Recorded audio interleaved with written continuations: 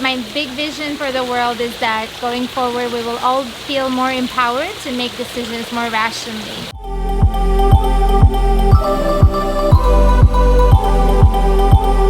Hi everyone, and welcome back to the channel. In today's video, I'm going to be introducing you to Gerta Malaj, also known as G, and she's also a member of Launch House, which is the third cohort that we're in right now.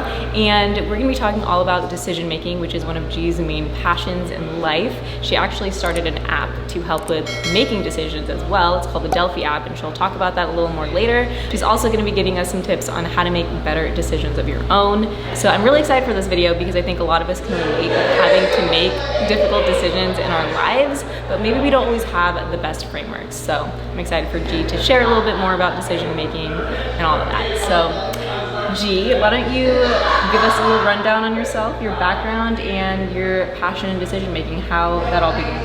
Yeah, hi everyone, I'm Gerta. I go by G, especially in loud parties where they don't understand my name.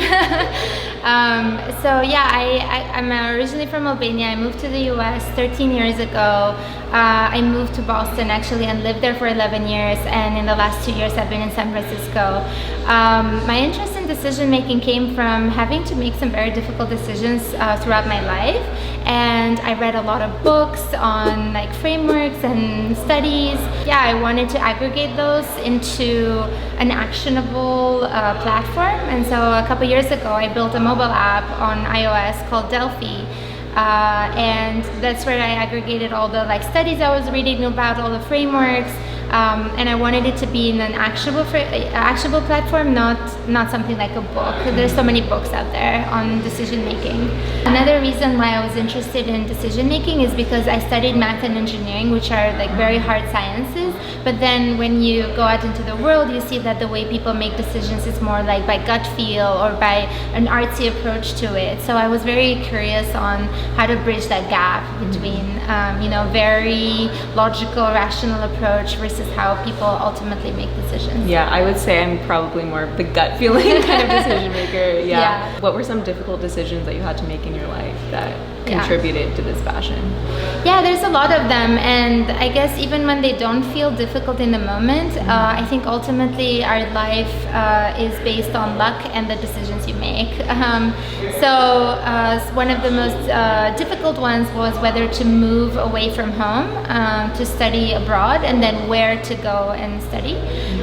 So I moved away from Albania and ended up living in the US, like I said. Another decision was having spent 10 years in Boston, I was thinking about my next move. So should I move, and if so, where? And ultimately, as spoiler alert, now I'm in San Francisco. But that was a hard decision to make, and so I actually used my own app to go through the frameworks and make that decision. That's awesome. Okay, so tell me a little bit more about the Delfi app and the frameworks behind it. Yeah, so the Delfi app, I built it a couple of years ago, and it's only on iOS right now. Basically what it does is you go in, you give it a decision you're making and the options you're considering, and it walks you through some potential biases you might have. So I'm going to give an example. I was debating whether to move to San Francisco or not. So I said the option is stay in Boston or move to San Francisco.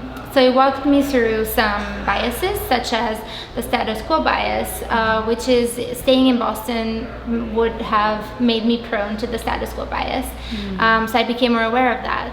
And then after it walks you through some biases, it walks you through some frameworks. Some of the frameworks are, what would you tell your best friend to do if they had to make the same decision? Another one is the 10-10-10 framework, meaning what decision would you make in 10 days, 10 months, or 10 years? So it helps to zoom out a bit when you make your decisions in terms of a timeline. It gives you some perspective. Another one that's a favorite of mine is very big in the business world, where it's called the pre-mortem. So you think through all your options and you assume that they went wrong, and you think through, in what ways did it go wrong, and then hopefully that gives you some insight in terms of which is the better option. Okay, so what do you envision next? What's the future for decision making? My moonshot goal is for people to have a framework whenever they make very important decisions in their lives. Right now we go by gut feel. We ask our friends, who love us but are biased. We ask other people who may be biased. But my big vision for the world is that going forward we will all feel more empowered to make decisions more rationally. In the meantime, I've started an Instagram account called Decisions Labs, where I share bite-sized science-based frameworks and biases and concepts to help people sort of start learning more about the science of decision making. And then throughout my career, I've been learning about how, you know, big companies such as big tech or pharmaceutical companies, and how people in those areas make decisions. And hopefully I can continue to aggregate this learning and share it with people. Oh, that's awesome. What do you love the most about decision making, and how do you hope that sharing this with the world will impact others in a positive way?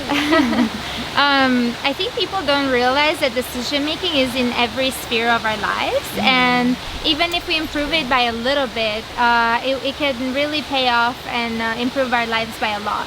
So one area that comes to mind, having worked in a biomedical industry, is that doctors should be making better decisions with regards to their patients. Like if they collect better data, the misdiagnosis number rate will go down, and all the lives that we lose every year will go down.